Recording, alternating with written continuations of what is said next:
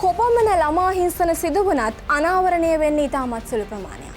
මුළු ලෝකයේම බිලියනයක් දරුවන් ළමා හිංසනයෙන් පීඩා විඳිනවා. ශ්‍රී ලංකාව තුළ සිදුවන ළමා හිංසන වලින් වැඩිම ප්‍රමාණයක් සිද්ධ වෙන්නේ තමන්ගේ නිවස තුළදී. අපි කොයිතරම් ලොකු ප්‍රෙෂර් එකක් දෙනවද මේ පුංචි ළමයින්ට මේ ශිෂ්‍යත්ව විභාගෙදී නේද?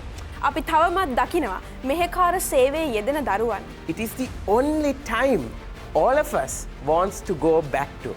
ශ්‍රී ලංකාවේ ළමා හිංසනයේ සිදුවන කුඩාම ඒකකයේ පවුල වැඩි හිටියෝ මේවා ඔලුවට ගන්නේ නැහැ. මේවා ඉග්නෝර් කරනවා.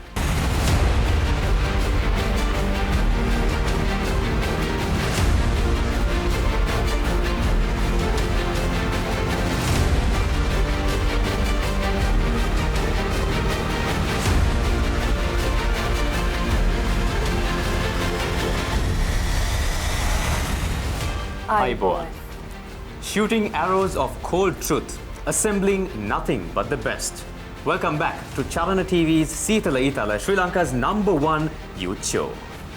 රටේ තරුණයින් ඔබටත් මටත් මේ රටට තියෙන ප්‍රශ්න පිළිබඳව ඔබත් එක්ක කතා කරන චාලන ටීවී ඔබේ ආලින්දයට ගෙන එන සීතල ඊතල වැඩසටහන. 6 speakers, 1 topic. Let's have a look at who is assembled today with us.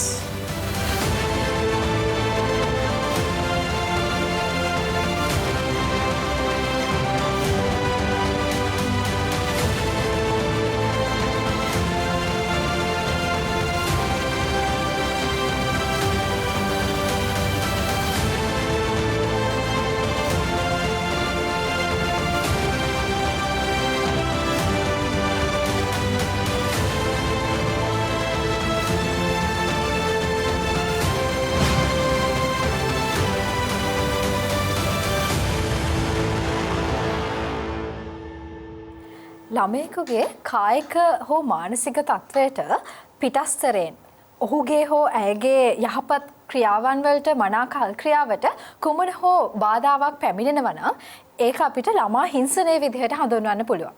මේ හිංසනය කායිකව වෙන්න පුළුවන්, මානසිකව වෙන්න පුළුවන්, ලිංගිකව වෙන්න පුළුවන්. මේ කුමන ආකාරයකින් වුවත් දරුවෙක් හිංසනයට ලක් වෙන්නට පුළුවන්. මේ හිංසනයට ලක්වීම ගෙදරදි වෙන්න පුළුවන්, පිටදි වෙන්න පුළුවන්, පාසලේදි වෙන්න පුළුවන්, පොදු ප්‍රවාහනයේ වෙන්න පුළුවන්. මේ ඕනම තැනකදී දරුවෙක් හිංසනයට ලක් වෙන්නට පුළුවන්. මං කලින් කියපු විදිහට හිංසනයේ විවිධාකාරයි, විවිධ තැන්වලදී හිංසනයන්ට ලක් වෙන්න පුළුවන්. අද අපි කතා කරන්න යන්නේ ළමා හිංසනය පිළිබඳව. මේ තරුණ තරුණියන් 6 දෙනාත් එක්ක. Poisonous roots bring poisonous fruits. At the same time, beautiful roots bring beautiful fruits. Children are the seeds of the future. But still, over 1 billion youth under the age of 17 have faced child cruelty, according to the WHO. Why is that?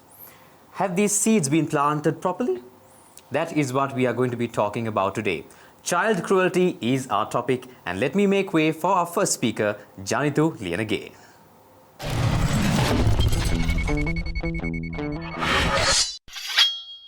ළමා හිංසනය. මේ ගැන අපි මුලින්ම කතා කරන්න කලින් මේ ළමා හිංසනය කෙරෙහි අපේ රටේ තියෙන නීතිමය රාමුව ගැන කතා කරන්න අද අපි හොඳ ආරම්භයක් ගමු මේ සීතල ඊතල වේදිකාව හරහා. මුලින්ම එක්සත් ජාතීන්ගේ ප්‍රඥප්තියේ 3 වන වගන්තියට අනුව මේ ළමයින්ට උපරිම ආරක්ෂාවක් සැපීමට මේ ලෝකයේ වැඩිහිටි ප්‍රජාව බැඳී පවතිනවා.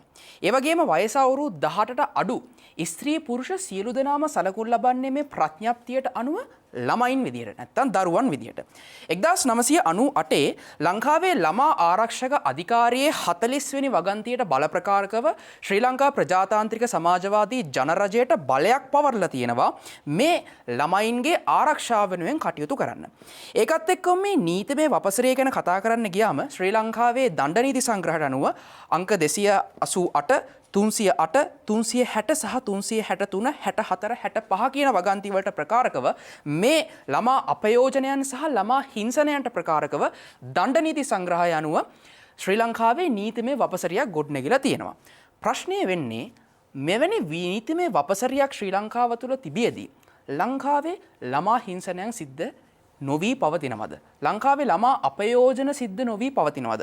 අපි දැක්ක මේ මෑත කාලයේදී තමන්ගේම පියාගේ අතින් තමන්ගේම දැරිවියන් දෙදෙනෙක් ගැබිනියක් බවට පත්වෙච්ච ඉතාමත් ඛේදනීය සිද්ධියක්.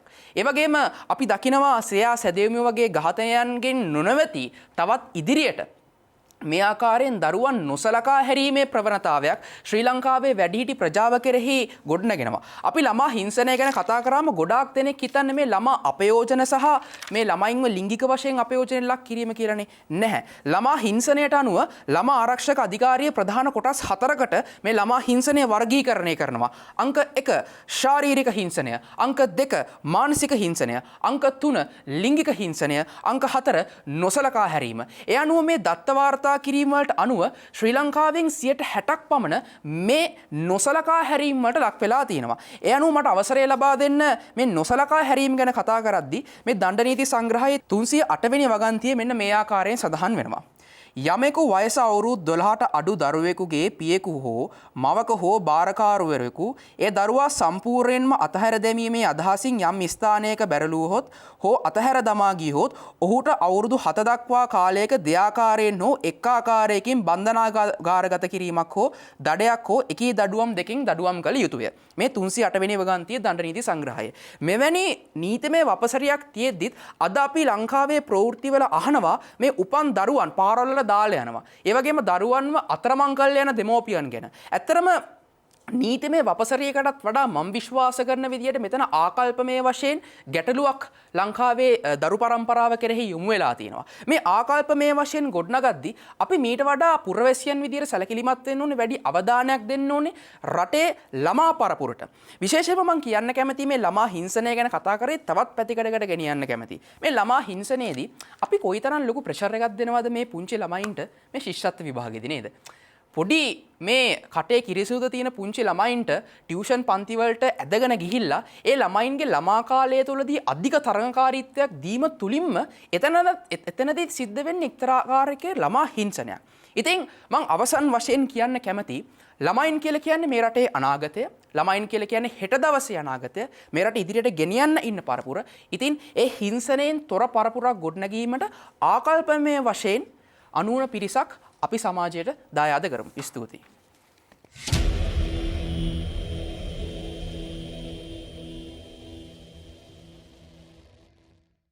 The laws and rules exist, but does the proper mindset exist of those who are surrounded by these laws?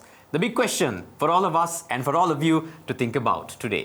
See, these laws that do tell us, yes, we have to stop, and this is what happens when you do not stop, exist. But what Janitha told us today was that even despite all of these laws, rules and regulations, do we really become strong enough in our mindset to bring the awareness to everyone around us and show that, all right, this is the common sense to not harm children, especially in the aspect of negligence. He talked about in the 4 aspects which he did outline of abuse. The negligent part, when a child is neglected, is the biggest form of abuse. Because see, a child is, like I said, a seed, and a seed needs to grow.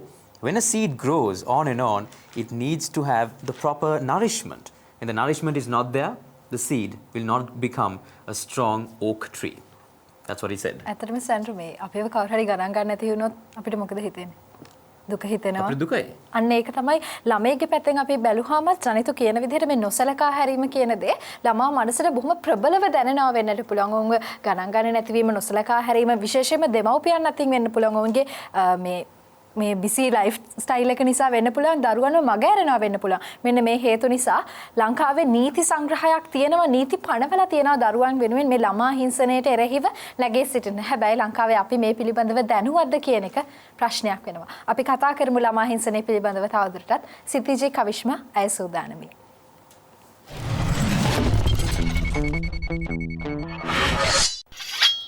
ළමා හිංසනය අදටත් නොනවතින ප්‍රශ්නයක්. අපි ඉතිහාසයට ගියොත් මේ ළමා හිංසනය කියන දේ ආරම්භ වෙන්නේ කාර්මික විප්ලවයත් එක්ක. මොකද අපි දකින ළමා ශ්‍රමිකයන් බොහෝ වශයෙන් මේ කාර්මික විප්ලවයත් එක්ක සේවයේ යෙදෙනවා. ඒත් එක්කම තමයි මේ ළමා හිංසනය මුල් බැසගන්නේ සමාජය තුළ. මානවයා යම් තාක් දුරකට ශිෂ්ටාචාර සම්පන්න වෙද්දී අපි දකිනවා මේ ළමා හිංසනය පිළිබඳ කතා කරනවා. ඒ විතරක් නෙවෙයි, විවිධ සංවිධාන, එක්සත් ජාතීන්ගේ සංවිධාන, NGOs වැනි බොහොමයක් සංවිධාන මේ ළමා හිංසනය ගැන කතා කරනවා. නමුත් තවමත් දරුවා නැත්නම් ඒ ළමයා කියන චරිතය කායිකව, මානසිකව මෙන්ම සමාජීය වශයෙන් හිංසනයට ලක් වෙනවා. ඒ විතරක් නෙවෙයි තිරසාර සංවර්ධන අරමුණු වල අරමුණු අංක 16 වෙන් කරනවා මේ ළමයින් වෙනුවෙන්. තවදුරටත් අපිට කියන්න තියෙන්නේ නැවතත් තවමත් මේ ළමා හිංසනය කියන දේ සමාජයේ පවතිනවා. United Nations නැත්නම් එක්සත් ජාතීන්ගේ සංවිධානය පවසනවා මුළු ලෝකයේම බිලියනයක් දරුවන් ළමා හිංසනයෙන් පීඩා විඳිනවා. ඒ වගේම සෑම මිනිත්තු 5කදීම එක් ළමයෙක් ජීවිතක්ෂයට පත් වෙනවා මේ ළමා හිංසනයෙන්. අපි ශ්‍රී ලංකාවට පැමිණියොත් සෑම පැය දෙකකට වරක්ම දරුවෙක් ලිංගිකව හෝ යම්කිසි ආකාරයකට හිංසනයට ලක් වෙනවා. ඒ වගේම තමයි ශ්‍රී ලංකා ළමා ආරක්ෂණය අතින් ලොව අනාරක්ෂිතම රටවල් 10% අතරට වැටී තිබෙන බව ළමා හිංසනයට තිත පදනමේ ආරම්භක සභාපති වෛද්‍ය තුෂ් වික්‍රමනායක පවසා තිබෙනවා. ඉතින් මෙවන් තත්වයක තමයි අපි ජීවත් වෙන්නේ. මෙවන් ලෝකයක තමයි අපි ජීවත් වෙන්නේ. අපි ජීවත් වෙන්නේ 21 වෙනි සතවර්ෂයේ කාර්මික විප්ලවයෙන් එහාට ගිහිල්ලා. නමුත් අපි තවමත් දකිනවා මෙහෙකාර සේවයේ යෙදෙන දරුවන් පිලිස්සුම් තුවාල ඇතිව දැරියක් ජීවිතක්ෂයට පත් වෙනවා. අපිට නැවත වතාවක් ප්‍රශ්නයක් මතුවෙනවා. අපි ජීවත් වෙන්නේ තාම ගල් යුගයේද නැත්නම් අතීතයේද? ඒ වගේම තමයි මට කියන්න තියෙන්නේ මේ ළමා හිංසනය කියන දේ ආරම්භ වෙන්නේ ගොඩක් වෙලාට සමාජයේ මූලික අවස්ථාවෙන්. පවුලෙන් වෙන්න පුළුවන්, පාසලෙන් වෙන්න පුළුවන්. පවුලක් විදිහට ගත්තොත් ඒ ළමයා හිංසාවට පීඩාවට පත් වෙනවා නම් ඔහුගේ හෝ ඇයගේ මානසික තත්ත්වය පිළිබඳව ඔබ සිතා බැලුවද? ඒ විතරක් නෙවෙයි පාසලකට ගියොත් අපි දකිනවා 14 හැවිරිදි දැරියක් ලබා දුන් විදුහල්පතිවරයා විසින් ලබා දුන් දඬුවමක් නිසා පාසලෙන් ඉවත් වෙනවා. මොකද ඇය පාසලේ කොන් වෙනවා. ඉතින් අර ජනිත කිව්වා වගේ නොසලකා හැරෙන තත්ත්වයට පත් වෙනවා. ඉතින් එවන් පසුබිමක අපි කතා කළ යුතුයි මේ ළමා හිංසනය පිළිබඳව. මොකද ළමයෙක් කියලා කියන්නේ මේ ලෝකයේ නැත්නම් මේ ලංකාවේ නැත්නම් මේ සමාජයේ ජීවය. ඔහු හෝ ඇය තමයි අනාගතයට යන්නේ. ඉතින් එවන් පසුබිමක ළමයෙක් කියන තරුණ නැත්නම් ළමයෙක් කියන දේ, ළමයා කියන දේ අපි නිසියාකාරව හොඳින් රැක බලා ගන්න ඕනේ. මොකද ළමයෙක් හිංසනයට පත් වෙනවා නම් එතන තුන් පාර්ශවයක් ඉන්නවා. abused, abuser, bystander. ඒ කියන්නේ භාජනය වෙන පුද්ගලයා, ඒ වගේම ඒ හිංසාව කරන පුද්ගලයා සහ එය දකින පුද්ගලයා. ඉතින් ඔබ දරුවන් ආරක්ෂා කරනවා නම්, ඔබ හිංසනයෙන් දරුවන්ව මුදවා ගැනීමට කටයුතු කරනවා නම් මෙන්න මේ තුන් පාර්ශවයේ පිළිබඳවත් අවධානය යොමු කරන්න. ඉතින් අපි මේ ළමා හිංසනය පිටු දැකීමට කටයුතු කරමු. ස්තුතියි.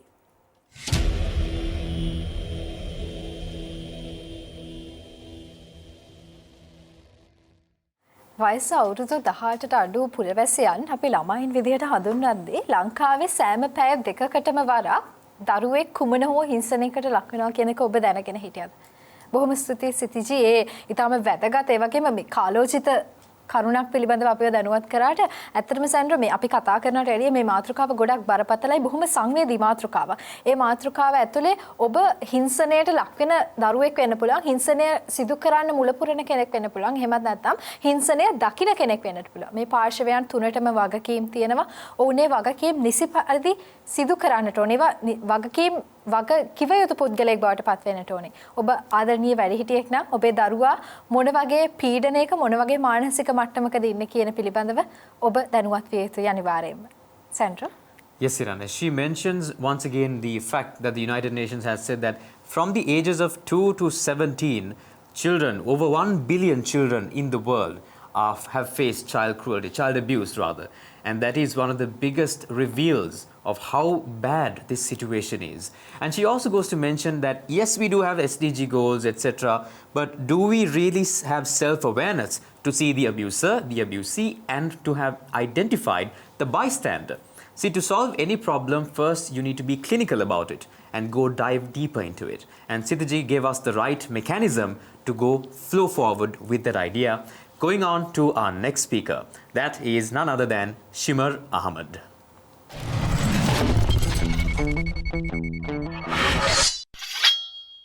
Child cruelty or childhood, right, is the most precious time in every one of our lives, right? It is the only time all of us wants to go back to.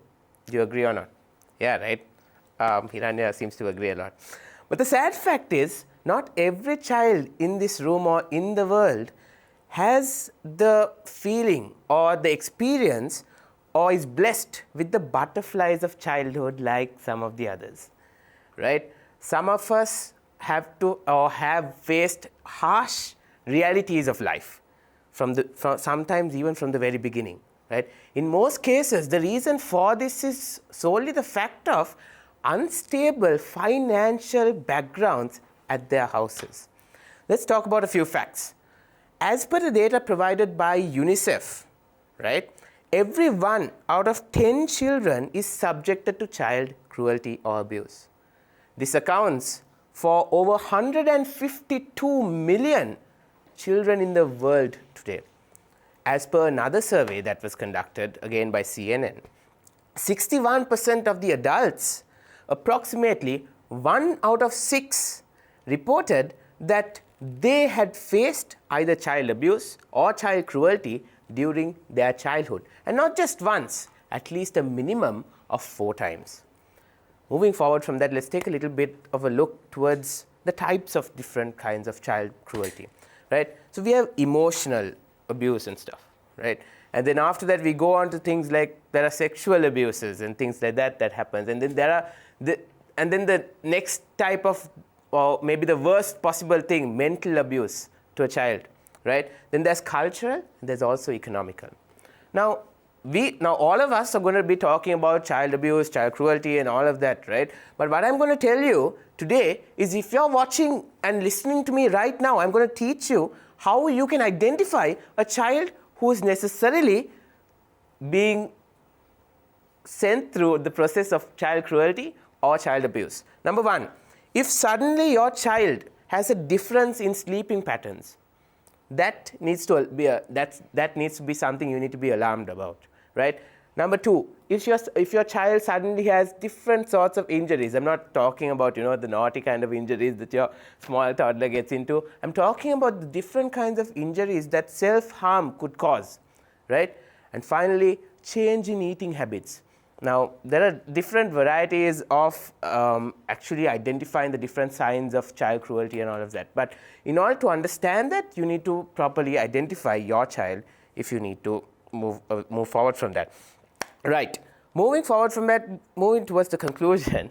For those of us, we are a community, as well as children themselves must always stand against the evil together, right? But how can we do this? How we can do this is basically we need to start educating them from the time they are in an age of understanding, right? Because I necessarily wasn't educated. I'm not saying I was abused, right? I necessarily wasn't educated in my childhood saying, you know what, this is wrong. People can't necessarily do this to you. People can't necessarily do this to you, right? And if this is reinstated in our educational system, right, I think we could go a long way even as a country. Moving forward from that, for those of you who have been abused, I know 1 million people out there, don't be ashamed of your story. Actually, be proud of the fact that you've come this long. And I know for a fact that if you are strong enough to share your story, millions or thousands of people from across the world will be inspired by you, right? And for those of you who've always seen things like this happen, I'm pretty sure most of you have, and have not done anything about it, remember, if you are a neutral person in situations like this, it means you've chosen the side of the oppressor or the person who's doing the wrong thing. Thank you so much. I'll see you soon.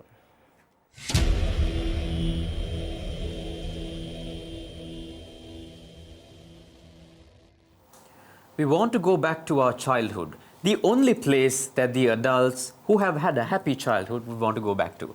Shima showed us that this is one of the blisses that children, or rather grown children, adults, see into. But see, in every adult there is a child, we say. Because why? We always adore that beautiful childhood that we had if you really did have one.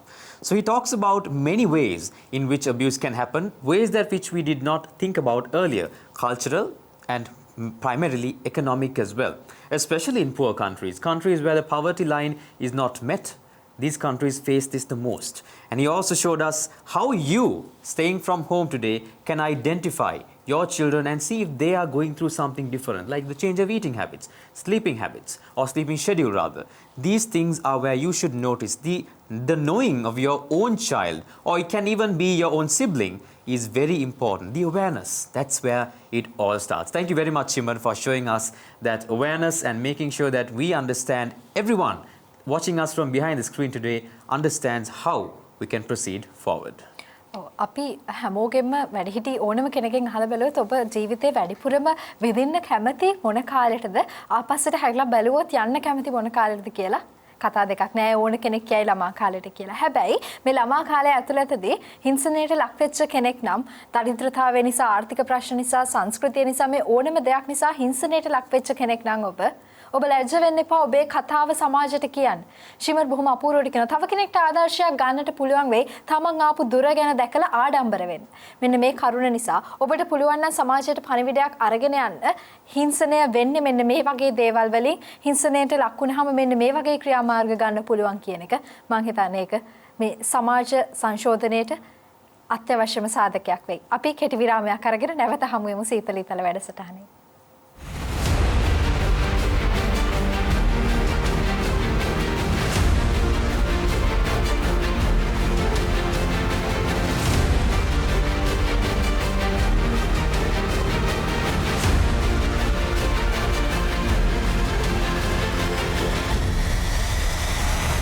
And after that short commercial break, you are now back with Sri Lanka's #1 youth show, Charana TV's Seetala Itala.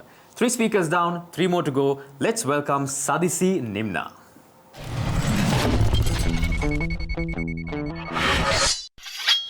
මම විශ්වාස කරන විදියට ළමයෙකුට රැඳෙන්න ජීවත් වෙන්න සුරක්ෂිතම තැන තමයි Tamanගේ නිවස. ඒත් ඔබ විශ්වාස කරනවද ශ්‍රී ලංකාව තුළ සිදුවන ළමා හිංසන වලින් වැඩිම ප්‍රමාණයක් සිද්ධ වෙන්නේ Tamanගේ නිවස තුළදී. එතනදී සඳහන් කළ යුතු වැදගත්ම දේ තමයි මේ ළමා හිංසන වලින් වැඩි ප්‍රමාණයක් සිදුවන්නේ ඔවුන්ගේ සමීපතමයන් තුළින්. ඔබ දන්නවද ලෝකයේ ළමයි 6 දෙනෙක් ගත්තම මේ ළමයි 6 දෙනාගෙන් එක්කෙනෙක් ළමා හිංසනයට ලක් වෙනවා. එතෙන්දී අපි සඳහන් කරන්න ඕන වැදගත්ම දේ ඒක නෙමෙයි. මේ හිංසනයට ලක්වන ළමයින්ගේ 40%ක්ම මේ විදියට ළමා හිංසනයට ලක්වන්නේ Tamanගේ නිවස තුළ. එහෙම නැත්නම් Tamanට බොහෝ සෙයින් හුරු පුරුදු පරිශ්‍රයක් තුළ. අපි දන්නවා ශ්‍රී ලංකාව තුළ අපි වයස අවුරුදු 18ට අඩු ළමයින් නැත්නම් 18ට අඩු පුද්ගලයින් ළමයි විදියට හඳුන්වා දෙනවා. ඒත් අපිට අමතක වෙච්ච දෙයක් තියෙනවා. ඒ මොකක්ද? හරියටම ළමයා කියන්නේ කවුද? ළමයා කියලා කියන්නේ දෙමව්පියන්ගේ ආදරය, කරුණාව, රැකවරණය ලැබිය යුතු පුද්ගල කොටසක්. එක්කෝ කවුරු හෝ වැඩිහිටියෙකුගේ ආදරය, කරුණාව ලැබිය යුතු කොටසක් තමයි අපි ළමයා විදියට නිර්වචනය කරන්නේ.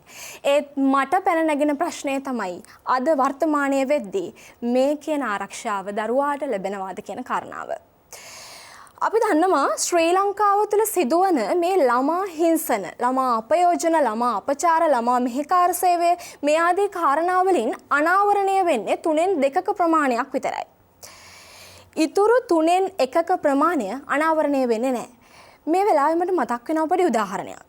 මේ කාරණාව මට සඳහන් කරන්න පුළුවන් මුහුද මත පාවෙන අයිස් කන්දක් වගේ. මුහුද මත අයිස් කන්දක් පාවෙද්දී අපිට දෘශ්‍යමාන වෙන්නේ. එහෙම නැත්නම් අපිට පේන්නේ ඊටමත් සුළු කොටසක් විතරයි. මෙන්න මේ වගේ තමයි මේ කියන ළමා හිංසනයත්. කොපමණ ළමා හිංසන සිදු වුණත් අනාවරණය වෙන්නේ ඊටමත් සුළු ප්‍රමාණයක්. මේක තමයි අපි සාකච්ඡාවට බඳුන් කළ යුතු ලොකුම ගැටලුව බවට පත් වෙන්නේ. අපි ළමා හිංසනය ගැන කතා කරද්දී අපිට ළමා අපයෝජන, ළමා අපචාර, ඒත් එක්කම ළමා මෙහෙකාර සේවය මේ ආදී කරුණු රාශියක් පිළිබඳ සාකච්ඡාවට බඳුන් කරන්න තිබෙනවා. මේක ශ්‍රී ලංකාව තුළ ඉතාමත් සංකීර්ණ ගැටලුවක් විදිහට මට මේ ළමා හිංසනය හඳුන්වන්න පුළුවන්. ඔබ දන්නවද ශ්‍රී ලංකාව තුළ සිදුවන ස්ත්‍රී දූෂණ වලින් 89%ක්ම සිදු වෙන්නේ දැරියන්ට. ඒ කියන්නේ වයස අවුරුදු 18ට අඩු ගැහැණු දරුවන්ට. මේක බොහොම කනගාටුදායක පුවතක්. අපි මේ පිළිබඳ මීට වඩා අවධානය යොමු කරන්න ඕන.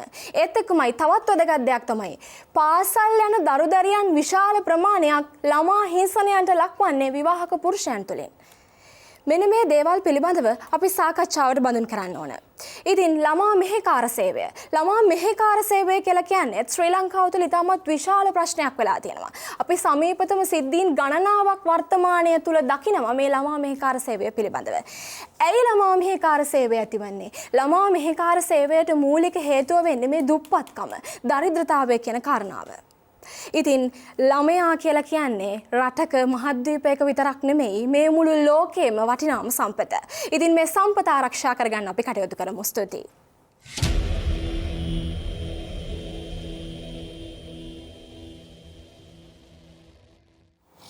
Children are defined as those who need love, health, care, shelter, and more than anything, the love that they deserve. Because see, children are those who are right out to this world. And there's a beautiful quote that says, children don't come, yes, they do come from the parents, but they should also come through them to the world. And I think Sadisi showed us this beautiful aspect by defining to us who children are, why they should be here with us. And also at the same time, she showed us where it's in the household that this starts as a whole. In the household, but still, only the tip of the iceberg is shown out to us. The tip of the iceberg of the entire issue, she said, only 1/3 of the actual issues are really being reported. And that is an important fact. Because if we see of all these numbers that we spoke about here, Hiranya, today are true, but there are even more truer, more darker numbers that we have not seen. A cruel truth, but actually it is what we have to go through. And she also mentioned about how the majority of abuse is received by the female majority in the country, including young girls and including wives from their husbands. Now, these are very crucial parts that we should consider. Yes, gender equality is important, but where the problem lies, we should address it, including young women and girls as well. Hiranya? ඇත්තටම සැන්ඩ්‍රෝ මේ අපි නොදැනුවත්වම දරුවන් හිංසනයට ලක් වෙන ප්‍රධානම තැන වෙන්න පුළුවන් අපේ ගෙදර. සමහර විට අම්මා තාත්තා දන්නේ නැතුවද තමන්ගේ දරුවා තමන් අතින් හිංසනයට ලක් වෙනවා කියලා. මේක කායික හිංසනයක් නොවෙන්නට පුළුවන්. නමුත් මානසික හිංසනයක් වෙන්නට පුළුවන්. එහෙම නැත්නම් දරුවන්ට සමීපතම ළඟම ඥාතීන් වෙන්න පුළුවන්, හිතවතුන් වෙන්න පුළුවන්. ඔවුන් අතරින් දරුවන් හිංසනයට ලක් වෙන්නට පුළුවන්. හැබැයි ඒ හිංසනයට ලක් වෙන කතා වලින් අපිට අහන්න දකින්න ලැබෙන්නේ එහෙම නැත්නම් ඒ අවශ්‍ය ක්‍රියාමාර්ගවන් වලට එළඹෙන්නේ 3-2ක ප්‍රමාණයක් විතරයි. ඉතිරිය හැඟ වෙලා. ඒ කතන්දර ඇසිලා නැසිලා ගියපු කතන්දර වෙන්න පුළුවන්. කවුරුත් දැනගත්තේ නැති කතන්දර වෙන්නට පුළුවන්. අපි කතා කරමු ළමා හිංසනය ගැන. ප්‍රදීප් දිසිල්වා ඔහු සූදානම් ඊළඟට.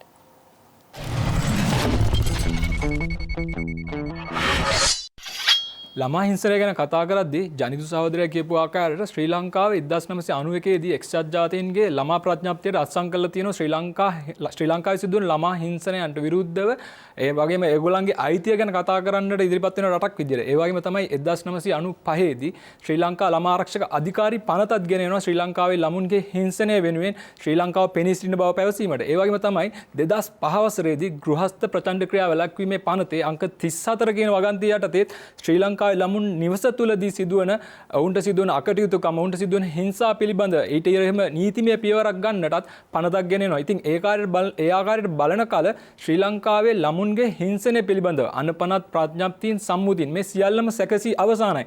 නමුත් ප්‍රශ්නය තිබෙන්නේ ශ්‍රී ලංකාව රටක් විදියට මේ ළමා හිංසනයට එරෙහිව ක්‍රියාමාර්ග ගන්නවද? මේ ආයතන ඊට එරෙහිව ක්‍රියාත්මක වෙනවාද යන වගේ. ඒ වගේම තමයි මම කතා කරන්න කැමති ශ්‍රී ලංකාවේ ළමා හිංසනයේ සිදුවන කුඩාම ඒකකයේ පවුල.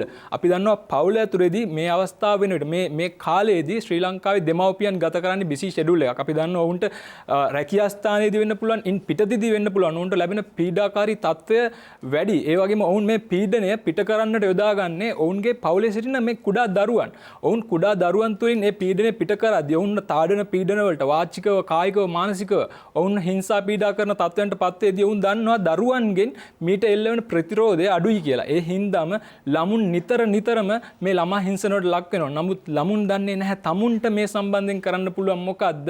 දෙමාපියන්ට දැනීමක් නැහැ තමුන් මේ කරන්නේ කුමක්ද යන වගේ. ඒ වගේම තමයි 2017 වසරේදී එක්තරා සමීක්ෂණ වාර්තාවක් තියෙනවා අවුරුදු 10ත් 18ත් අතර ළමා ලිංගික ශ්‍රමිකයන්ගේ වැඩිවීමක් ශ්‍රී ලංකාවේ තිබෙනවා කියලා. ඉතින් අපි කතා කරන ළමා හිංසනයට එරෙහිව අපි ක්‍රියාත්මක වෙන රටක් විදියට අපේ අධිකාරී තිබෙනවා, පනත් තිබෙනවා, සම්මුතින් තිබෙනවා. නමුත් ඒ සම්බන්ධයෙන් ක්‍රියාත්මක වන්න 2017 ඒ සමීක්ෂණ වාර්තාවට අනුව ශ්‍රී ලංකාවේ ලිංගික ශ්‍රමිකයන්ගේ ළමා ලිංගික ශ්‍රමිකයන්ගේ වැඩිවීමක් තිබෙනවා නම් කවුද ඒ සම්බන්ධයෙන් වගකිය යුතු ආයතනයක් ඉදිරිපත් වී ඒ අඩු කරන්නට ක්‍රියාත්මක කරන්නේ? මම ගන්න තවත් උදාහරණයක්. ඔබට මතක ඇති ශ්‍රී ලංකාවේ එක්තරා මන්ත්‍රීවරුගේ පහුගිය කාල වකවානුවේදී සමාජ මාධ්‍ය තුලින් මේ සම්බන්ධයෙන් පුවත් ගොඩක් මවනවා. නමුත් අද වනතුරුත් ඒ සම්බන්ධයෙන් කිසිදු ඇක්ෂන් එකක් ගෙන නැහැ. මට මතකයි ඒ අදාළ මන්ත්‍රීවරයාගේ නිවසේ එක්තරා දැරිවියක් අපයෝජනයට ලක් වෙනවා.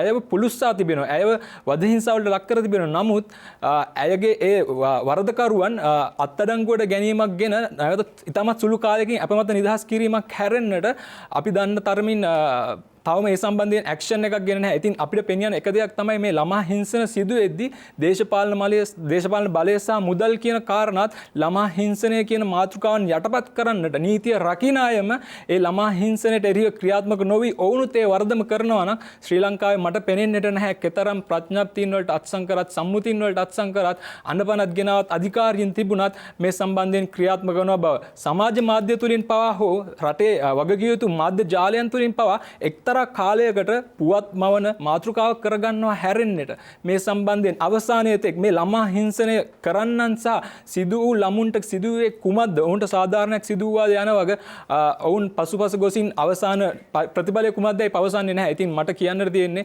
ශ්‍රී ලංකාවේ ළමා හිංසනය වැඩිවීමක් මිසක් අඩුවීමක් දන්ට ලැබෙන්නේ නැහැ. අදාළ නීතිමය බලධාරීන් පවා ඒ ගැන අවධානය යොමු කරන්න. ඉතින් මේ ළමා හිංසනය කියන මාතෘකාව ඉතා පුළුල් මාතෘකාවක් අපිට කතා කරන්න බොහෝ දේ තිබෙනවා. නමුත් කාල සීමාව අවසාන වෙන හින් මගේ කතාව මම නිමවටපත් කරනවා. ස්තුතියි.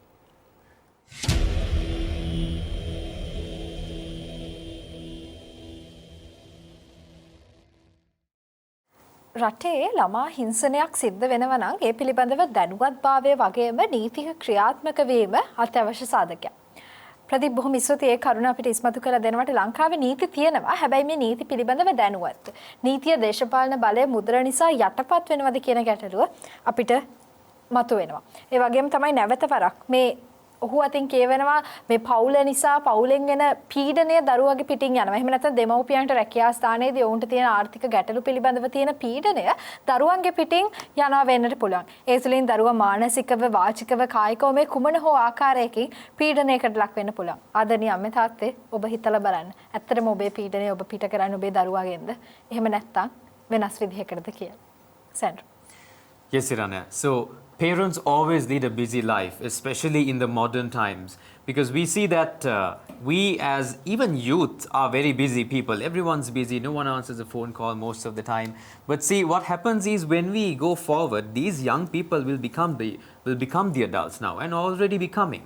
And these parents themselves are busy. So this busy culture initiates something of negligence, like Janitu also spoke earlier. And thank you very much, Pradeep. You also gave us this very highlighted point of view to show that this is not just one problem that comes only from relatives and officers and schools, but also especially from parents. And parents, it's up to you to take into account whether you are really doing a good job or not. It's not a shame to self-evaluate. It's always as a good individual, your good trait to evaluate yourself and see, are you really doing something proper and good? That being said, it is now time to make way for our next speaker, Dulani Ekanayaka.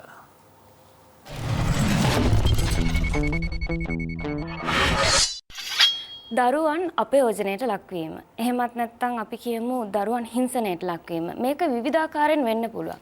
අපි කිව්වා ලෝකේ තියෙන දේවල්. ඒ වගේම අපි දැක්ක දේවල්, අපි දකින දේවල්. නමුත් අපි පටන් ගමු අපේ ගෙදරින්, මේ ලංකාවෙන්. අපිට වෙන්නත් පුළුවන්, ඕගොල්ලන්ට වෙන්න පුළුවන්, මේ හැම කෙනෙක්ටම වෙන්න පුළුවන්. වැඩිහිටි හෝ වේවා, දරුවෙක් හෝ වේවා, මං හිතනවා ජීවිතේ හැම කෙනෙක්ම එක තැනකදී කොයිම වෙලාවක හරි හිංසනයට ලක් වෙලා තියෙනවා. අපි කතා කරා මේ පොඩි ළමයි කොහොමද අපයෝජනයට ලක් වෙන්නේ කියලා. ඒත් අපි හිතුවේ නැහැ දැන් අපි කතා කරනකොට ගෙදරින් මේක වෙනවා. මේක කොහොමද ඇත්තටම වෙන්නේ? මම හොඳ උදාහරණයක් කියන්නම්. මේක අපි හැමෝටම පොඩි කාලේ පොදු දෙයක් වෙන්න පුළුවන්. මේක අපි හැමෝටම ඇහිලත් ඇති. සමහර දෙමව්පියෝ ඉන්නවා. හැමෝම නෙවෙයි. මං කියන්නම්. සමහර දෙමව්පියෝ ඉන්නවා අපිට ඇහිලා තියෙනවා කියනවා මේ ළමයාට ගහන්න නැතුව නම් හදන්නම බෑ. මොනවා හරි කියලා දෙන්න තලන්නම ඕනේ. එහෙම කියන දෙමව්පියෝ අපි අතර ඉන්නවා. ඒ වගේම තමයි ඕගොල්ලන්ට හම්බෙලා ඇති ඕගොල්ලන්ගේ පොඩි කාලේ ඉඳලා. මටත් මගේ යාළුවෝ හම්බෙලා තියෙනවා ඕනේ තරම්. මෙහෙමයි මම මොනවා හරි වැරද්දක් කරොත් මාව කාමරයකට දාලා වහනවා. මට කන්න දෙන්නේ නැහැ. මට බෙල්ට් එකෙන් ගහනවා. ඕනේ තරම් ඇහිලා ඇති. මේ අද සමාජයේ බහුලව තියෙන දෙයක්. හිංසන. එහෙමත් නැත්තම් ඒක කායික වෙන්න පුළුවන්, මානසික වෙන්න පුළුවන්. මේක කොහොමද වෙන්නේ කියන එක නෙමෙයි. මේක වෙන එක වළක්වන්න මේ දෙමව්පියෝ එහෙමත් නැත්තම් වැඩිහිටියෝ දැනුවත්. මේක පොඩි කාලේ ඉඳලා මේ කට්ටියව දැනුවත් කරලා තියෙනවා. එහෙම නැත්තම් අපිට පුළුවන් මේ පාසල් පද්ධතිය තුළට මේක විෂයක් විදිහට අරන් එන්න. අපි දන්නවා පොඩි කාලේ හෙල්ත් සයන්ස් වලට ළමයි ආසම කරන මොකද්ද පාඩම කියලා.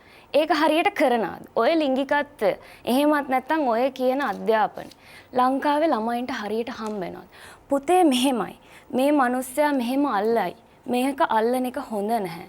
කීයෙන් කී දෙනාද ළමයාට ඕක කියලා දෙන්නේ? ගෙදර ඇවිල්ලා කවුරු හරි කිව්වොත් අම්මේ අද මට මෙහෙම දෙයක් වුණා. මට මෙහෙම පාරේ යද්දි කෙනෙක් කිව්වා. එහෙමත් නැත්නම් බස් එකේදී මෙහෙම මිනිස්සෙක් මට කතා කරා. ඕකම තමයි ඕව වැඩි ගණන් ගන්න එපා. ඕක අතෑරලා දාන්න. එන්නේ ඒ විදියට කියන්නේ. ඉතින් ලංකාවේ මේ දේවල් මම ලෝකේ ගැන කතා කරන්න කලින් ලංකාව ගැන කතා කරනවා. ලංකාවේ මේ අපේ දරුවන්ට හැමදාම ඉස්කෝලේදී හෝ වේවා, ගෙදරදී හෝ වේවා වෙන දේවල් මේවා නීතියෙන් රාමුවට හසු වෙන ප්‍රමාණය හරි අඩුයි. මට මතකයි මගේ ඉස්කෝලේදී එක ළමෙක් මට කියනවා අනේ ඔයගොල්ලන්ගේ ඉස්කෝලේට ආපු එක ගොඩක් හොඳයි. මම මීට කලින් ගිය ඉස්කෝලේදී මම 2 වසරට යනකොට මාව රැග් කරා. මේ 2 වසරේ ළමයා රැග් කරන්නේ. ඉතින් අපි කතා කරනවා මේ පෞද්ගලික විශ්වවිද්‍යාලයක් හෝ වේවා, රජයේ විශ්වවිද්‍යාලයක් හෝ වේවා මේවට ගිහිල්ලා මේ ළමයි රැග් වෙන එක ගැන. නමුත් ඉස්කෝලේ තුලදී දරුවා රැග් වෙනවා. ඉතින් ඒක ගෙදර ඇවිල්ලා කිව්වගෙන ඕක මොනවද අලුත් ඉස්කෝලේ යන්නේ යාළුවෝ ඔහොම තමයි හම්බ කරන්නේ. මේවා ගොඩක් වෙලාවට දෙමව්පියෝ හෝ වැඩිහිටියෝ මේවා ඔලුවට ගන්නෙ නැහැ. මේවා ඉග්නෝර් කරනවා. ඒකෙන් මේ රටේ අනාගතේ බාර ගන්න ඉන්න සමහර වෙලාවට ටැලන්ටඩ් ළමයි අපිට නැති වෙනවා. සමහර කෙනෙක් ඉස්කෝලේදී හෝ වේවා වෙන්න පුළුවන් කෙනෙක් සින්දු කියන්න දක්ෂයි, නටන්න ආසයි. නමුත් ඒ කෙනාට අවස්ථාවක් දෙන්නේ නැහැ. අයියෝ ඔයාට ඕක කරන්න බෑ. ප්‍රසිද්ධියේ බනිනවා. මේක ගෙදරදිත් වෙනවා. කවුරු හරි ගෙදරට ආපු ගමන් ඔයා දන්නේ නැහැ මෙයා ඊයේ කරපු දේවල් ගෙදරදි බනිනවා. ඉතින් මේවා හොඳ නැහැ. මේවා මේ පොඩි ළමා මානසිකත්වයට මේවා හරිම හොඳ නැති දේවල්. ඉතින් ඒ තුලින් ළමයා වර්ධනය වෙලා ළමයා ලොකු කෙනෙක් වුණාම මේ සමාජයට එන්නේත් අර පොඩි කාලේ ඉඳලා හැරස්මන්ට්ස් වලට භාජනය වෙච්ච හරිම මේ ඩැමේජ් වෙච්ච පුද්ගලෙක්. ඒ හින්දා මං හිතනවා ගෙදරදීම මේ දේවල් හදා ගන්න ඕනේ, මේවා දැනුවත් වෙන්න ඕනේ. වැඩිහිටියෝ විශේෂයෙන් මේ ගැන දැනුවත් වෙන්න ඕනේ. නීති රාමුව මීට වැඩිය පුළුල් වෙලා මේක විධිමත් විදිහට වෙන්න ඕනේ කියලා. ස්තුතියි.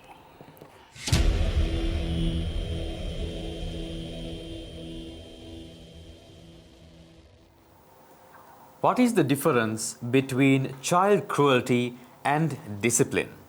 I think that is the underlying point that we found from her speech. Thank you very much, Thulani, for bringing out such a wonderful speech with a beautiful perspective on something that we've never seen before. Beautiful in the sense we really saw some things that we did not in that speech. She talked about how it practically happens inside their homes. You know, in terms of how inside homes, most children, they are told to be beaten up.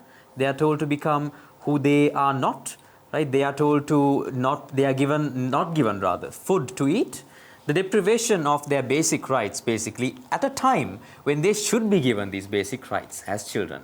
So it's a very much more dangerous issue, and I think Thulani brought us to the deep roots of this issue with this, because especially when it comes to things like ragging, again, the question, discipline or cruelty? Which is it? Is it good? Is it bad? Something we can discuss as we go on. සමහර විට මේ හිංසනය නිසා අපිට සමාජයට අවශ්‍ය රටට අවශ්‍ය දක්ෂතම දරුවෙක් අහිමි වෙන්නට පුළුවන්. මොකද අර හිංසනය නිසා ඇතිවෙච්ච මානසික පීඩනයෙන් ඔහු හෝ ඇය මුළු ජීවිත කාලයම ගත කරනවා වෙන්නට පුළුවන්. ඒත් එක්කම මේ දෙමව්පියන් ගේ සහ දරුවන්ගේ නොදැනුවත්කම නැවතත් මේ කරුණ මේ කතා බහ තුළ මේ තරුණ තරුණියන් 6 දෙනා අතින් මේ ඉස්මතු වෙනවා. නැවත වරක් දුලානිත් ඒ කරුණ අරගෙන යනවා. ඇත්තටම දෙමව්පියන් විශේෂයෙන්ම සහ දරුවන් මේ පිළිබඳව Taman හිංසනයකට ලක් වෙනවද දෙමව්පියන් අතින් හිංසනය වෙනවද කියන එක පිළිබඳව දැනුවත්කමේ තියෙන මදිපාඩුව ඇත්තටම ගැටලුවක් වෙලා තියෙනවා. ඒත් එක්කම රටේ නීතියක් පවතිනවා වෙන්නට පුළුවන්. හැබැයි ඒ නීතිය නිසිලස ක්‍රියාත්මක වෙනවද කියන එක ගැටලුවක් ශ්‍රී ලංකාවේ මේ නීති පද්ධතිය තුළ. අපි කතා කරමු සංවාද වටේදී මේ ළමා හිංසනය පිළිබඳ තව බොහෝ දේවල්. හැබැයි ඊට කලින් කෙටි විරාමයක් ලබාගෙන.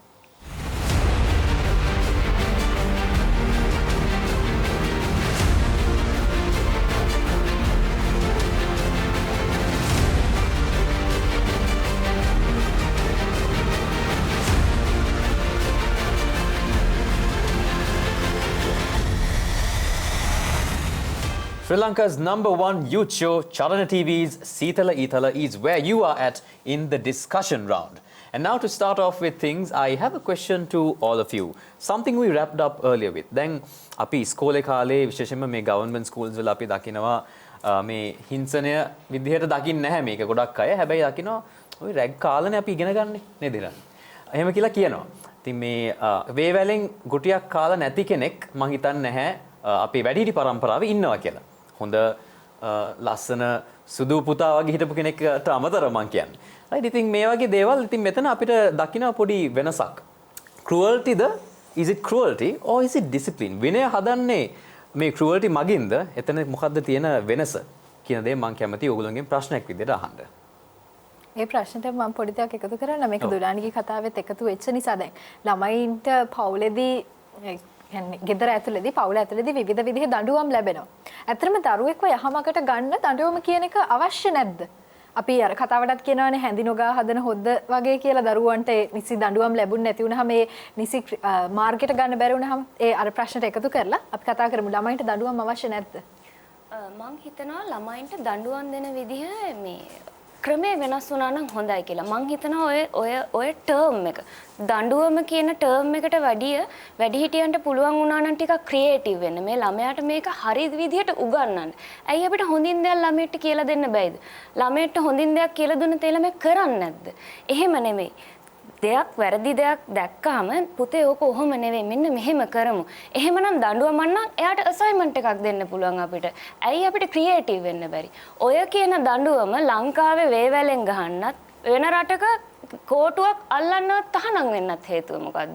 වෙන රටවල් වල නීති තියෙනවා. ළමයින්ට ගහන්න බෑ, ළමයින්ට සැර කරන්න බෑ.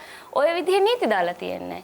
ඒ රටවල් වල ළමයින්ගේ මානසික මට්ටම පුංචිම කාලේ ඉඳලා ඒගොල්ලෝ බලනවා, මොනිටර් කරනවා. මේ ළමයින්ගේ තාඩන පීඩන වලට ලක් වුණොත් මේ ළමයා ලොකු වෙලා ඒක තමයි ඊළඟට කරන්නේ. ඉතින් ඒක නිසා මං හිතනවා ඔය දඬුවම කියන ටර්ම් එකට වැඩිය මේ වැඩිහිටි පරම්පරාවේ කට්ටිය වුණත් අපි වුණත් ළමයට දෙයක් කියලා දෙනවා නම් හොඳ විදිහට කියලා දෙන්න. මම වුණත් ආසයි ඕක කොහොම නෙමෙයි මේක මෙහෙම නෙමෙයි කියනකට වැඩිය අපි මේක මෙහෙම කරමු නේද? මේක මෙහෙම කරොත් ලස්සනයි නේද? මේක මෙහෙම කරොත් මීට වැඩිය හොඳ විදිහක් වෙයි නේද? එහෙම කියනකොට මං හිතනවා හියුමන්ස්ලා හැටියට ඕනෙම කෙනෙක් සතෙක් වුණත් කැමති වෙයි. මට පුංචි ප්‍රශ්නයක් තියෙනවා යොමු කරන්න.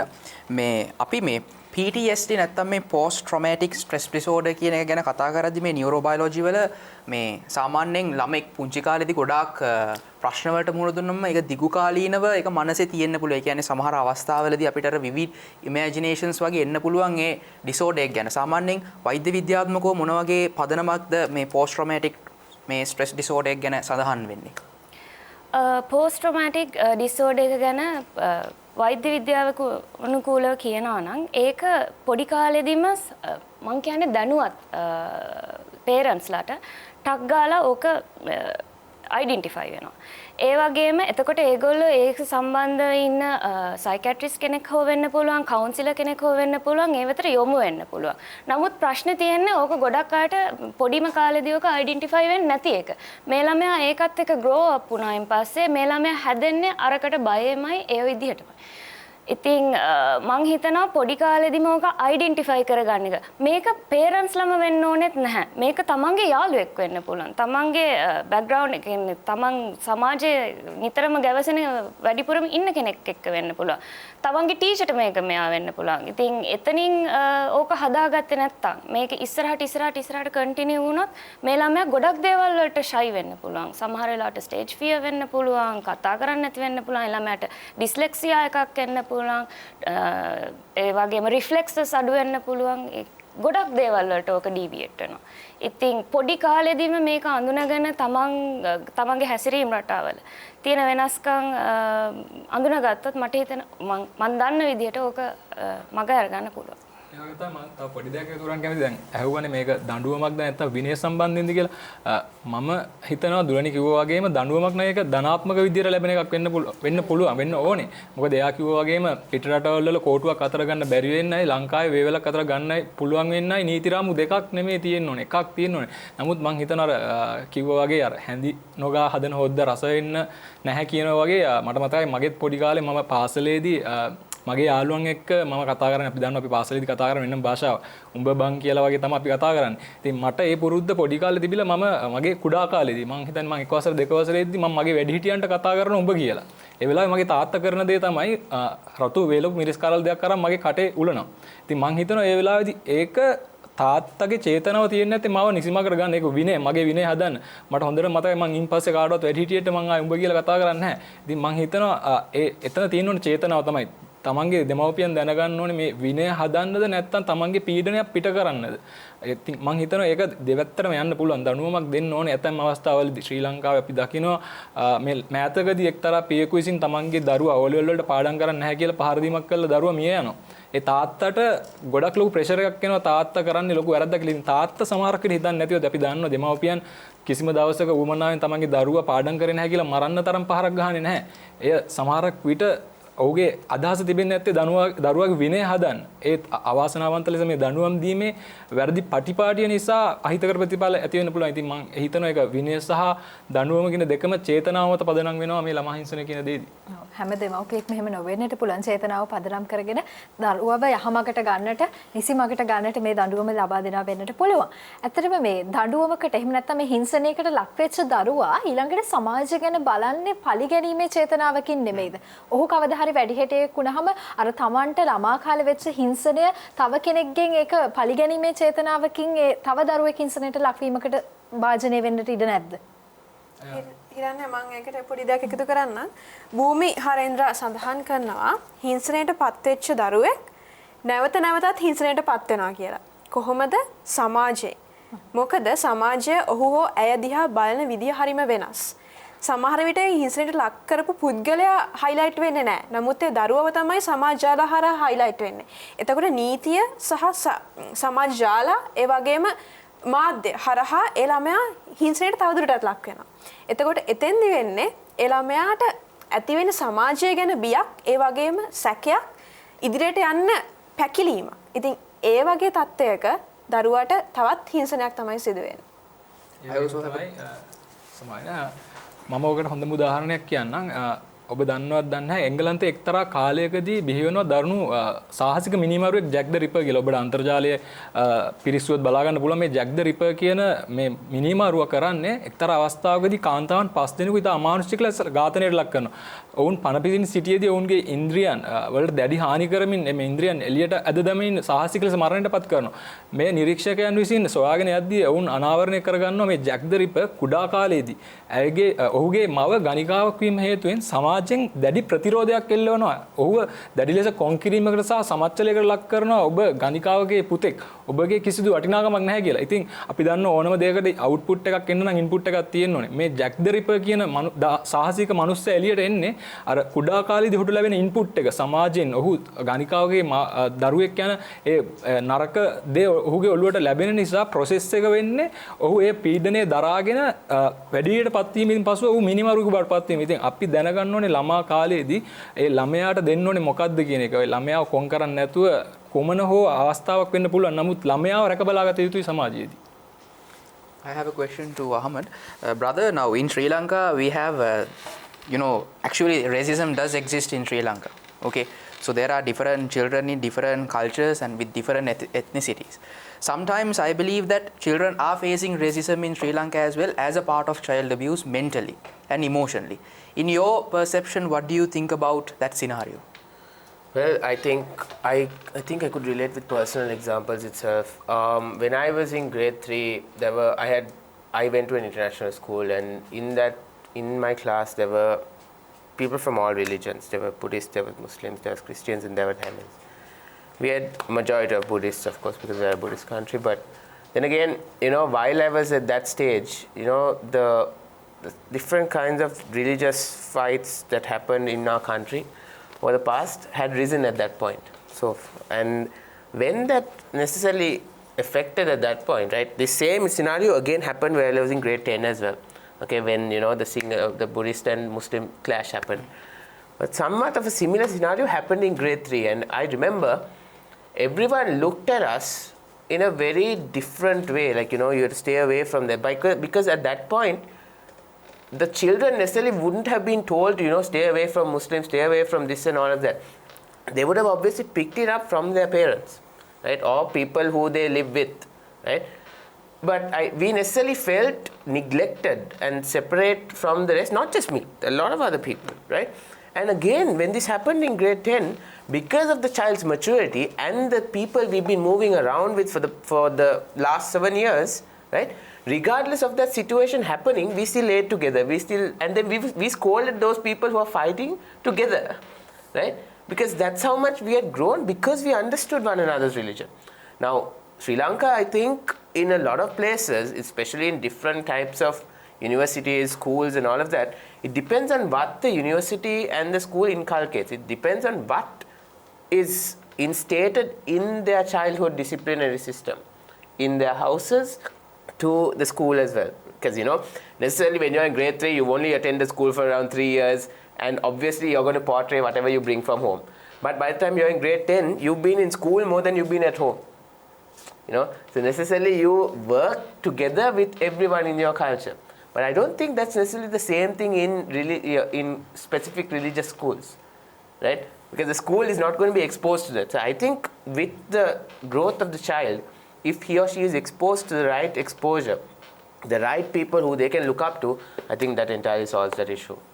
තව ප්‍රශ්නයක් තියෙනවා සෙන්ටර් මට මේ පොදුවේ අහන්න මේ අපි හිංසනය ගැන කතා කරද්දී දැන් පවුල ගැන කතා කරා පාසල ගැන කතා කරා සමාජ ගැන කතා කරා හැබැයි සමාජ මාධ්‍ය හරහා දරුවන් හිංසනයට ලක් වෙනවා මොන විදිහටද ඒ ගැන කතා කරද්දී දරුවන් මොන විදිහටද සමාජ මාධ්‍ය හරහා හිංසනයට ලක් වෙන්නේ මොකක්ද මේ වෙනුවෙන් අපිට කරන්න පුළුවන් ඒකට මම එකතු කරන්න කැමතියි හිරන්න විශේෂයෙන් මේ සමාජ සෝෂල් මීඩියා කියන දේ ගත්තම ගොඩක්ම හානියට ලක් වෙන්නේ මම හිතන්නේ සදිසිත් සඳහන් කරා මේක මේ ගෑනු දරුවා තමයි මේ විශේෂයෙන්ම බහුතරයක් ගත්තම 18ට අඩුවෙන් ගත්තත් ඊට ඉහළින් ගත්තත් වයසින් ගැහැණු දරුවට තියෙන හානිය වැඩි.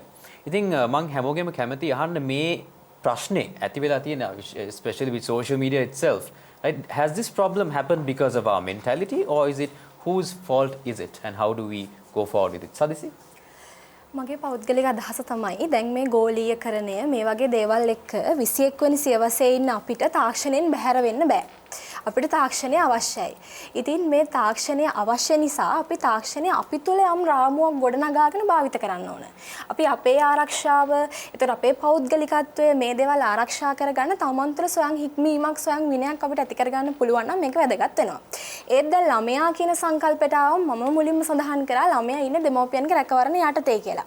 එතකොට මම විශ්වාස කරනවා දෙමව්පියෝ එහෙම නැත්නම් කවර හෝ වැඩිහිටියෙක් දරුවට එහෙම නැත්නම් ළමයට මේ කියන ආරක්ෂිත වෙන්න ඕන කොහොමද මේ පිළිබඳ මනා දැනුමක් ලැබලා දෙනවා නම් කියන්නේ හොඳ අවබෝධයක් නිවුස් තුලින් ලබා දෙනවා නම් යම් කිසි විදියකට අපිට මේ දේවල් සමනය කරගන්න හැකියාව තියෙනවා කියන එක තමයි මගේ පෞද්ගලික අදහස. අපි කතා කරා ළමා හිංසනය කියන්නේ මොකක්ද මොන විදිහටද දරුවෙක් හිංසනයට ලක් වෙන්න පුළුවන් මොන විදිහටද මොන ස්ථානවලදීද දරුවන් හිංසනයට ලක් වෙන්නට පුළුවන් කියලා.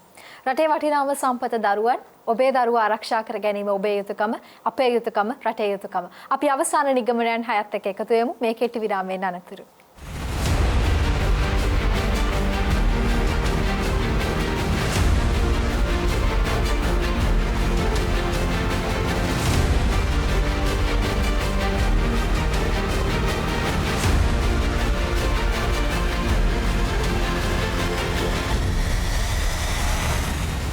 And after that short commercial break, we are now back at Sitala Ithala, where we will discuss the solutions very shortly of what we discussed throughout this amazing episode, starting with Janithu Liyanage. Queen of all media, Oprah Winfrey. ඇයත් පුංචි කාලේදී sexually abuse වුණා. හැබැයි අද ලෝකයක් ජයගත්ත හරි අපූර්ව කාන්තාවක්. ඉතින් ඔබ යම් කිසි ආකාරයකින් අපචාරයකට හිංසනයකට පත් වී තිබෙන චරිතයක් නම් දිරිමත් වෙන්න ලොකු අනාගතයක් ඉදිරියට තියෙනවා. Don't think about it. Keep moving forward. Nelson Mandela පවසනවා සමාජයේ නිසි ආකාර පැතිකඩක් පෙන්වන්නේ ඒ සමාජයේ දරුවන්ට සලකන ආකාරයෙන් කියලා. ඉතින් ඔබ දෙමාපියන් වෙන්න පුළුවන්, වැඩිහිටියන් වෙන්න පුළුවන්. ඔබට වගකීමක් තියෙනවා ඔබේ දරුවා සහ අපේ රටේ දරුවන් ළමා හිංසනයට භාජනය වෙනවද කියලා බලන්න. ඉතින් අපේ දරුවන් අපි මුදවගමු, අපි අනාගතයට සූදානම් වෙමු, ඉදිරියට යමු. ස්තුතියි. My final remarks doesn't revolve around the parents but the children who are watching this. Just like I mentioned before, your story might be different, right? And as long as you do not voice out your opinion, there's no one who's going to come save you. And if you don't save yourself in this world, no one else is, right? So step one would be obviously to reach out to someone who is elder to you, not necessarily the one who's either abusing you or showing cruelty towards you, but necessarily reach out to someone who's made it, or a teacher, an elderly person who can actually help you, because there are quite a lot of there are quite a lot of people who can help you, and I think that's the way to go, and that's the only solution towards everyone, towards having a really strong future for yourself. Thank you. වයස අවුරුදු 18කින් පස්සේ සමාජගත වෙන්නේ මේ ළමයා කියන කෙනාම තමයි. තරුණයෙක් හෝ තරුණියක් වෙන්නේ මේ ළමයා.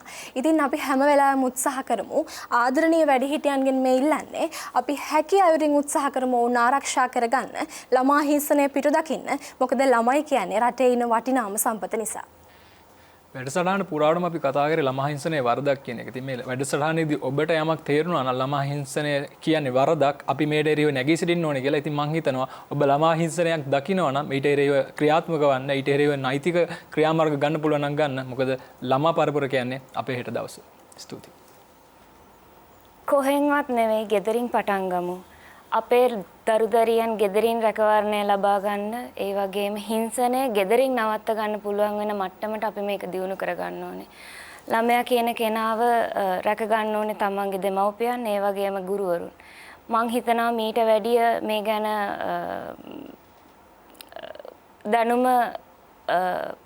දැනුම් පද්ධතියට මේක ගැන එකතු වෙනවා නම් වඩා හොඳයි. ගෙදරින්ම මේක ස්ටාර්ට් වෙනවා නම් ළමයින්ගේ අනාගතේ මීට වැඩිය හොඳ තැනකට එන්න පුළුවන් ලංකාවේ. ස්තුතියි. අනිවාර්යයෙන්ම. අද අපි සීතල ඊතල වැඩසටහනෙන් කතා කරේ ළමා හිංසනය පිළිබඳව. මේ තරුණ තරුණියන් 6 දෙනාත් එක්ක අපි බොහොම අපූර්ව මාතෘකාවක් ගොඩනගාගත්ත වටපිටාවක් ගොඩනගාගෙන අවසාන නිගමනයන් 6ත් එක්ක එකතු වුණා. විශේෂයෙන්ම අපි අද සීතල ඊතල වැඩසටහනේ චරණ ටීවී ඔස්සේ ඔබට මේ දැනුවත් කිරීමක් කරේ. දැනුම ලබා දීමක් කරේ. ළමා හිංසනය වෙන්න පුළුවන් මොන වගේ තැන්වලද මොන විදිහටද වෙන්න පුළුවන් කියලා. විශේෂයෙන්ම ජනමාධ්‍ය විදිහට මාධ්‍යයට වගකීමක් තියෙනවා. දරුවන් හිංසනයට ලක් වෙන තැන් හොයාගෙන ගිහිල්ලා ඔවුන්ගේ වටපිටාව, ඔවුන්ගේ ඒ පරිසරය නැත්තම් ඔවුන් ගැන විස්තර ඉදිරිපත් කිරීම නෙවෙයි මාධ්‍යයක වගකීම වෙන්නේ. අනිවාර්යයෙන්ම දරුවෙක් අපයෝජනයට හිංසනයට ලක් වෙන්නට කලින් දරුවන්ට, දෙමව්පියන්ට, රටේ මේ සමාජය දැනුවත් කිරීමයි අවශ්‍ය වෙන්නේ. අද අපි සීතල ඊතල වැඩසටහනෙන් තෝරගත්ත මාතෘකාවත් එක්ක ඔබව දැනුවත් කරා. ඔබ විශේෂයෙන් දරුවෙක් නම් ආදරණීය නංගිය මල්ලිය, ඔබ මොනම හෝ විදියකට හිංසනයකට ලක් වෙනවා නම් කතා කරන්න ඔබේ අම්මට, තාත්තට, ඔබේ ගුරුවරයාට, ඔබේ හොඳම යාළුවට ඔබට පුළුවන් උපදේශනයට යොමු වෙන්නට ඔබට පුළුවන් වේවි රටේ අනාගතයේ බබලවන්නට ඉන්න දීප්තිමත් තරුවක් බවට පත් වෙන්න. දැන් අපි මේ කාමරේ ගත්තම එක්කෙනෙක්ට සීතලයි නම් අපි කොහොමද දන්නේ සීතලයි කියලා? ඔව් අපිට කියන්නේ නැත්තම්. ඉතින් මේ වගේ ප්‍රශ්නයක් තියෙනවා. තමන්ගේ හඬ ඉස්සරහට දාන්නේ නැතුව අපිට කියන්නේ නැත්තම්, සමාජෙට කියන්නේ නැත්තම් තමන්ගේ ප්‍රශ්නේ මොකද්ද කියලා. නැත්තම් තමන් දැක්කම වෙන කාටවත් හරි මේ වගේ ප්‍රශ්නයක් තියෙනවයි කියලා. අපි කොහොමද දන්නේ මේ වගේ ප්‍රශ්නයක් තියෙනවා කියලා? අවුරුදු 100කට 200කට කලින් තිබුණ නැති ප්‍රශ්න අපි අද දන්නවා. මොකද මිනිස්සු හඬ නැගුවා. If you do not raise your voice, how will anyone know about your story? About the story that you went through, or about the story that someone else went through? අද ඔයගොල්ලෝ බලන් ඉන්නවා මේ වැඩසටහන. චරණ ටීවී සීතල ඊතල බලන් ඉන්න ඔබට තරුණයෙක් වෙන්න පුළුවන්, නොවෙන්න පුළුවන්. ඕනම කෙනෙක්ට we are inviting you all today to speak up and become the dialogue, the change that you need to see to stop child cruelty. This is Sitala Itala signing off with another episode. See you next week.